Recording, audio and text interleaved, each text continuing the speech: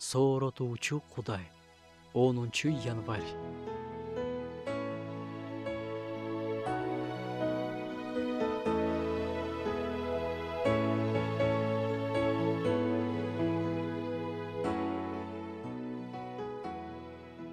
Жакандын 1-катында мындай аяттар бар. Сүйүүдө коркунуч жок. Тескерисинче, жеткилең сүйүү коркунучту жок кылат. Корккон адам кыйналат. Корккон адамдын ичиндеги сүйүү жеткилең эмес. Коркунуч менен чочуп кетүү бул эки башка нерсе.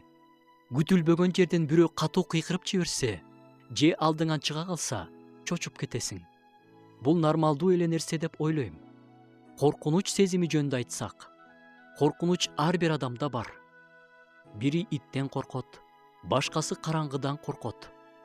Бири бөлмөдө жалгыз калгандан коркот. Башкасы көп эл чогулган жерден коркот. Кичинемде бир чоң ит мени талап, ошондон бери иттен аябай корком деши мүмкүн. Бирок коркунучтун болуусу анча жакшы эмес. Анткени корккон адам кыйналат.